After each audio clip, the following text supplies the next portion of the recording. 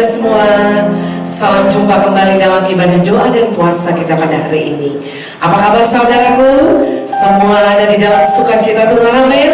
Baik, sebelum kita mulai, kita dengarkan tiupan sopar, sikap kita dalam posisi berdoa.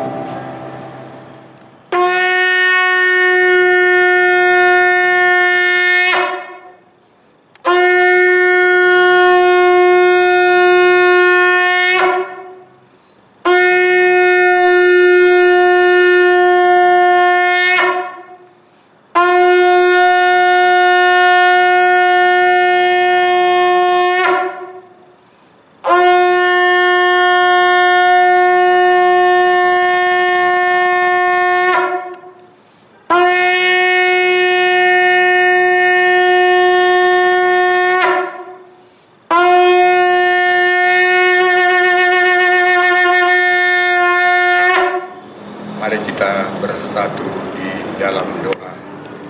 Bapa kami yang di surga, Bapa kami yang selalu baik dan teramat baik bagi kami. Terima kasih Bapa atas kesempatan yang Kau berikan bagi kami untuk kami dapat melakukan ibadah doa dan puasa kami hari ini. Berkati kami semua yang ambil bagian dan urapi kami semua Bapa, agar kami benar-benar dapat menyerahkan hati Tuhan melalui ibadah kami. Proteksi kami semua anak-anak-Mu, pengerja Yayasan Sola Gracia dengan kuasa darah Yesus beserta keluarga kami yang ada bersama kami. Begitu juga semua kami pekerja Yayasan Sola Gracia dimanapun berada. Bapak, begitu juga segala kuasa-kuasa yang ingin mengganggu rencana ibadah kami hari ini. Pada saat ini kami sepakat, kami patahkan kuasanya dalam nama kuasa darah Yesus, sehingga otoritas Tuhan yang berkuasa, otoritas Tuhan yang berkarya mulai dari awal sampai akhirnya. Hamba-Mu yang menyampaikan kebenaran firman-Mu hari ini, urapi dia dari ujung rambutnya sampai telapak kakinya Bapa, agar dia benar-benar dapat menyerahkan hati Tuhan melalui ibadah ini. Demikian juga bagi kami anak-anak-Mu dimanapun Kau berada dengan kami yang mendengar kebenaran firman-Mu pada saat ini. Berkati kami semua, kuatkan kami dengan iman-Mu, agar kami dapat menjalani hidup kami sesuai dengan kehendak Tuhan. Ampunkan segala salah dosa kami Bapa, agar kami layak menjadi anak-anak-Mu yang Kau pilih. Kami panjatkan doa kami ini melalui satu nama yang indah dan berkuasa, Tuhan kami Yesus Kristus. Kami berdoa. Mari sama-sama kita katakan amin. Mari kami undang kita semua bangkit berdiri. Iya, kita percaya bahwa kita satu di dalam Tuhan. Amin. Kita satu di dalam Tuhan kan? Iya, iya. Satukanlah hati kami untuk memuji menyembah Dia Tuhan. Satukanlah hati kami untuk memuji dan menyembah Oh Yesus, Tuhan dan Rajaku. Rekatlah tali kasih di antara kami semua Oh Yesus, Tuhan dan Rajaku. Bergandeng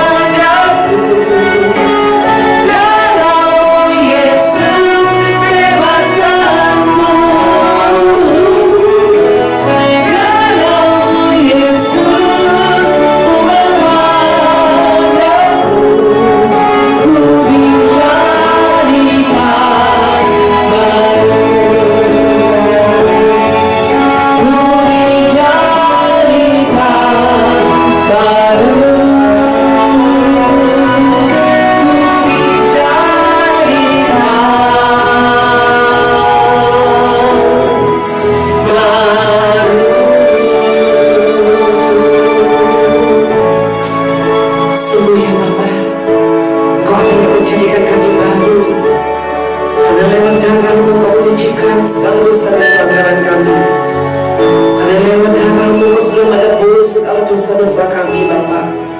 Kami bangga punya Allah seperti Engkau, Allah yang tiada taranya, Allah yang tiada batasnya. Terima kasih Bapa untuk setiap lawatan-Mu sepanjang hari ini bagi kami. Dan kami percaya Bapa, ketika hati kami memuji menyembah-Mu, yang sakit sudah disembuhkan di dalam nama Yesus, yang terikat dilepaskan di dalam nama Yesus, yang miskin diperkaya dalam nama Yesus, yang kaya menjadi saluran berkat di dalam nama Yesus. Bahkan yang luka batin Engkau sudah membalut dengan cinta kasih-Mu, yang berbeban berat Engkau Allah yang sedang memberi kelegaan, bahkan yang bimbang sudah diteguhkan di dalam nama Yesus. Terima kasih Bapa Surgawi. Segala puji hormat kemuliaan kami kembalikan kepada-Mu, karena kami datang hanya di dalam nama Yesus Kristus, Tuhan dan Juru Selamat kami yang hidup. Kami berdoa dan bersyukur. Haleluya. Mari semua kita yang sudah menyembah Tuhan bersama saya, kita katakan amin. Kita beri kemuliaan bagi Tuhan. Mari kita bersatu di dalam doa. Kita berdoa. Bapa kami yang di dalam surga, terima kasih Tuhan. Terima kasih buat segala apa yang Tuhan telah berikan di dalam kehidupan kami, sehingga saat ini kami bisa mengikuti ibadah. Sebelum kami menaikkan doa syafaat kami, terlebih dahulu ampuni kami akan kesalahan kami, agar doa-doa kami layak Tuhan dengar dan Tuhan jawab tepat pada waktunya Tuhan. Kami masih terus berdoa untuk situasi saat ini Bapa di Papua, di mana hingga saat ini gerakan KKB masih ada. Mereka masih terus melakukan gangguan di mana-mana. Kiranya Tuhan yang mempersatukan kami, mempersatukan hati kami untuk kami berdoa agar Tuhan melawat Papua, biar Papua betul-betul menjadi aman dan pertolongan Tuhan akan berada di Papua saat ini, sehingga damai sejahtera menjadi milik daerah Papua. Berikan hikmat bagi TNI dan Polri agar dapat menghentikan gerakan KKB ini. Dengan demikian Papua aman, masyarakat juga nyaman dalam menjalankan kehidupan mereka di setiap hari ya Bapak. Terima kasih Tuhan.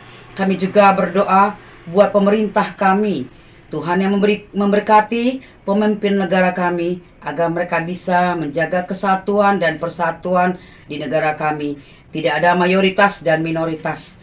Tidak ada lagi yang mau memecah belah bangsa kami. Semuanya kami putuskan kuasanya di dalam nama Yesus Kristus. Terlebih tahu Tuhan berkati aparat keamanan kami, agar pemerintah kami tetap kuat dan kokoh. Beri kesehatan bagi pemerintah kami. Begitu juga kami berdoa untuk situasi negara kami, di mana saat ini peredaran virus corona mulai ada peningkatan kembali.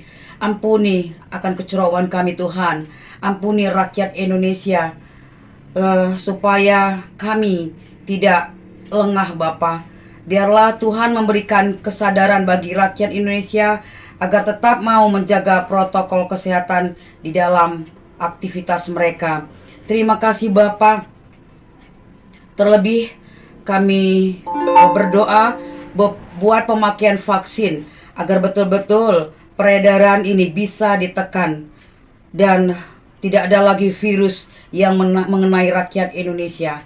Kami juga berdoa untuk kenaikan harga bahan pokok Tuhan yang sekarang begitu mengejutkan rakyat Indonesia kalangan bawah di negara kami saat ini. Biarlah Tuhan memberikan kebijaksanaan bagi pemerintah kami, agar pemerintah kami mampu mengendalikan harga-harga ini. Walaupun terjadi kenaikan harga, tidak memberatkan bagi masyarakat kalangan bawah, tapi bisa terjangkau. Terima kasih Tuhan. Inilah doa-doa kami saat ini Bapa. Kami naikkan di dalam nama Yesus Kristus, Juru Selamat kami, yang selalu menyuci kuduskan kami dan mengampuni segala dosa-dosa kami. Haleluya. Amin. Salam saudaraku yang dikasihi oleh Tuhan Yesus Kristus, kembali bertemu di dalam ibadah Yayasan Sola Gracia. Sebelum kita mendengarkan firman Tuhan, marilah kita bersatu di dalam doa. Kita berdoa. Allah Bapa kami yang kami sembah, kami puji dan kami muliakan di dalam nama Tuhan Yesus Kristus, kami bersyukur, kami berterima kasih oleh karena kebaikan Tuhan yang telah memilih kami, memanggil kami, bahkan mengampuni dan menjamin keselamatan kami. Betapa luar biasanya karunia Tuhan yang telah memindahkan kami dari kegelapan ke dalam terang. Kami memuji nama-Mu saat ini Tuhan. Kami rindu mendengarkan firman-Mu, karena kami tahu dunia ini akan berubah, tetapi firman-Mu 1 titik 1 koma pun tidak berubah. Berbicaralah kepada kami ya Tuhan. Roh-Mu yang kudus mengurapi kami. Kami siap menjadi pelaku-pelaku firman-Mu. Di dalam nama Tuhan Yesus kami datang, kami mengucap syukur. Amin. Adapun firman Tuhan yang menjadi renungan kita diambil dari kitab Kejadian 32 yang dimulai, saya baca dari ayat 22 sampai ayat 30. Demikian firman Tuhan. Pergumulan Yakub dengan Allah. Pada malam itu Yakub bangun dan ia membawa kedua istrinya, kedua budaknya perempuan dan ke-11 anaknya, dan menyeberang di tempat penyeberangan sungai Jabok. Sesudah ia menyeberangkan mereka, ia menyeberangkan juga segala miliknya. Lalu tinggallah Yakub seorang diri, dan seorang laki-laki bergulat dengan dia sampai fajar menyingsing.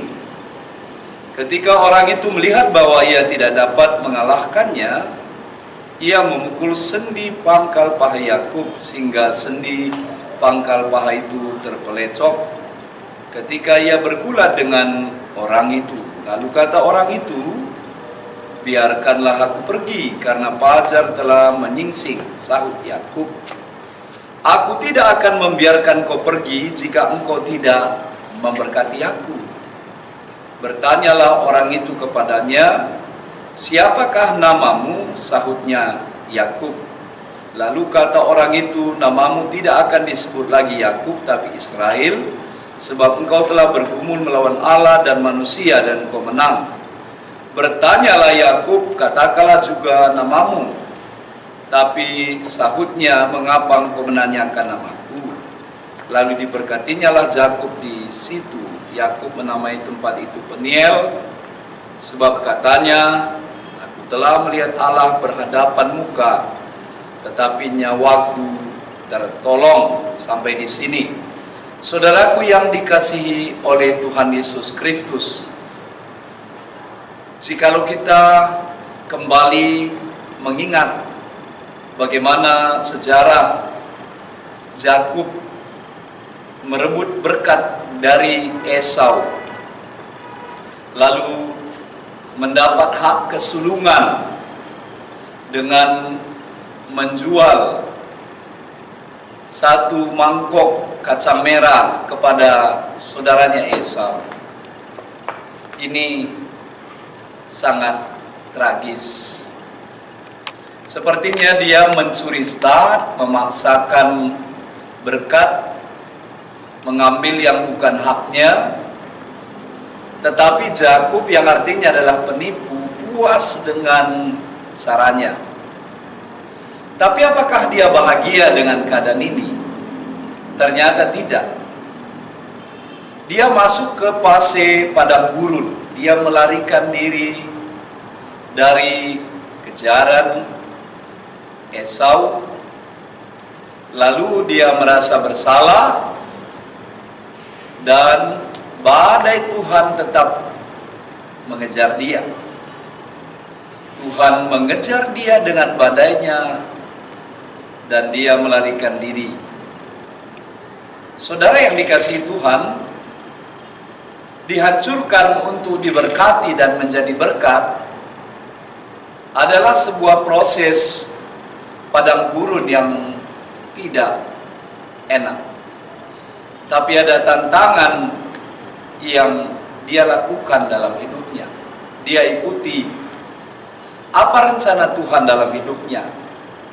Yakub, orang pembohong, Dan pada saat dia berada di Pasir Padang Gurun dan dia sudah memiliki banyak harta, dia memiliki keluarga, dan dia berniat setelah diproses Tuhan, dia kembali ke kampung halamannya, menemui Esau, berdamai dengan dia.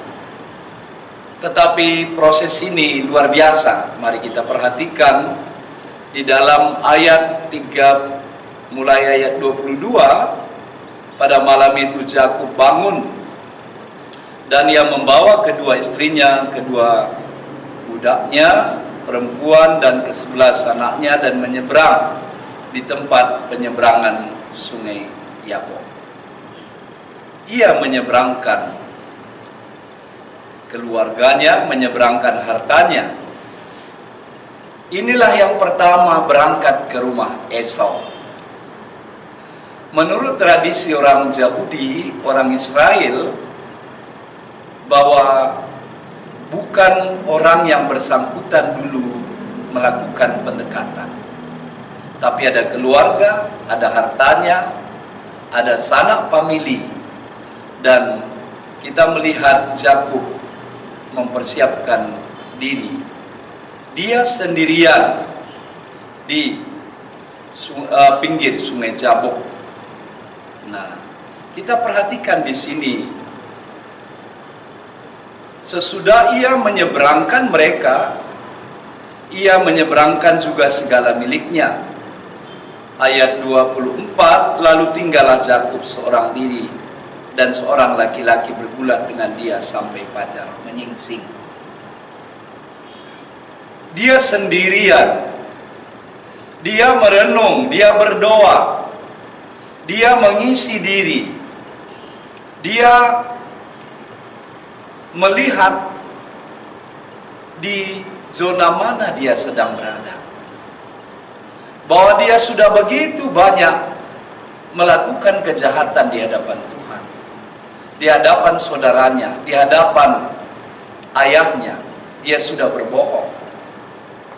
Saudara yang dikasihi Tuhan, tidak gampang sebenarnya merenungkan diri. Tapi pada saat itu yang dilakukannya adalah sendirian dengan Tuhan. Ia haus dan lapar akan Tuhan. Saudara, apa yang terjadi waktu dia sendirian? Dia bergulat dengan seorang laki-laki sampai fajar menyingsing. Siapa laki-laki itu?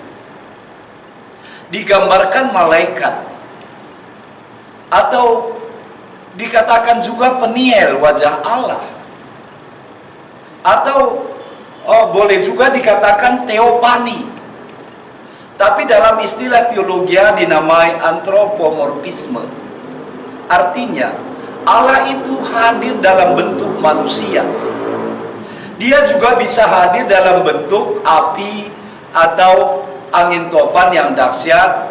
Dia bisa hadir dalam bentuk katakanlah gemuruh, atau dia hadir dalam seperti sambaran petir. Tapi hari ini dia hadir dalam bentuk manusia, seperti laki-laki perkasa, laki-laki hebat yang dinamai antropomorfisme. Saudara yang dikasihi Tuhan, kata bergumul di sini adalah sesuatu yang dalam sekali, bergumul dengan dirinya, bergumul dengan dosanya, bergumul dengan kemanusiaannya yang selama ini mengandalkan ototnya, mengandalkan otaknya, mengandalkan taktiknya, mengandalkan dia ini Yakub yang artinya pembohong, selalu memakai cara-cara untuk memenangkan dirinya. Saudara, ini bergumul. Yang paling berat dalam hidup ini, musuh yang paling berat adalah diri kita sendiri. Dan di sini dia bergumul dengan Allah. Ada Allah yang hadir dalam pergumulan itu. Artinya, ketika Allah hadir dalam pergumulan kita, siapakah yang menang dalam hidup kita, saudara? pasti Tuhan memenangkan kita. Nah, dan di sini kita melihat haus dan lapar dari Yakub ini, haus dan lapar akan Tuhan. Lalu sampai pagi dia bergumul, berdoa sampai pagi. Ya. Seperti Tuhan Yesus juga berdoa semalaman, ya, di Bethesda, di Betsaida, saudara. Dia berdoa semalaman dengan bapaknya. Kali ini Yakub berdoa semalaman di pinggir sungai Jabok. Lalu sampai pagi. Mari kita lihat ayat 26. Lalu kata orang itu, biarkanlah aku pergi karena fajar telah menyingsing. Sahut Yakub, aku tidak akan membiarkan kau pergi jika engkau tidak memberkati aku. Ini luar biasa. Ini satu ucapan doa, ucapan pengharapan. Sewaktu Yakub bergumul, ketakutannya bertemu dengan Esau, masih memakai pikiran-pikiran negatif, pikiran-pikiran yang bagaimana dia diancam, dibunuh. Dan saat itu, setelah dia bergumul, dan malaikat Tuhan, atau dikatakan tadi mewakili Tuhan, biarkanlah aku pergi, karena hari sudah mulai pagi. Aku tidak akan membiarkan engkau pergi jika engkau tidak memberkati aku. Inilah kekuatan doa. Dia tidak berhenti berdoa, bergumul di dalam doanya sebelum Tuhan memberkati dia, sebelum Tuhan memenangkan dia, sebelum Tuhan memberikan ketenangan, ketetapan kepada batinnya untuk berangkat menemui saudaranya Esau. Lalu apa yang terjadi? Dan malaikat itu memukul sendi pangkal paha Yakub sehingga sendi pangkal paha itu terpelecok waktu dia bergulat. Dia mematahkan, dia menghancurkan kekuatan itu. Hai Yakub yang selama ini penipu, yang mengandalkan otaknya, yang merebut berkat dari Esau dengan caranya, dengan menipu. Nah, dari situasi ini, malaikat berkata, biarkanlah aku pergi, karena hari sudah fajar menyingsing. Aku tidak akan melepaskan engkau sebelum engkau memberkati aku. Ini luar biasa. Ini adalah sesuatu kekuatan doa. Jangan pernah berhenti berdoa, saudara. Banyak orang berhenti berdoa. Tuhan tidak pernah dengarkan saya, Pak Pendeta. Saya sudah menyembah Tuhan, kaki saya sudah hitam, suara saya habis, dan saya tidak mau lagi datang kepada Tuhan. Dia menyerah. Tapi Yakub ini tidak menyerah. Bahkan dia katakan, sebelum engkau memberkati aku tidak akan melepaskan engkau. Dan saat itu malaikat memberkati dia dan mengubah nama Yakub menjadi Israel. Ya, Yakub diubah menjadi manusia yang baru. Nah, yang menjadi berkat bagi orang banyak. Saudara yang dikasihi Tuhan, ada 3 proses yang dihadapi. Pasir padang gurun, dihancurkan untuk diberkati, haus dan lapar akan Tuhan, dan dia melihat wajah Allah, teopani ataupun antropomorfisme. Saudaraku yang dikasihi Tuhan, Yakub yang sang pembohong, Yakub yang ketakutan berjumpa dengan saudaranya, Yakub yang bergulat dengan Tuhan, dan akhirnya Yakub menjadi menang. Inilah gambaran gereja, gambaran Israel yang baru. Saudara, apa yang perlu diubah dalam hidup kita? Apakah kita ini seperti Yakub yang lama, tidak mau menurunkan ego kita, bawa kepada Tuhan?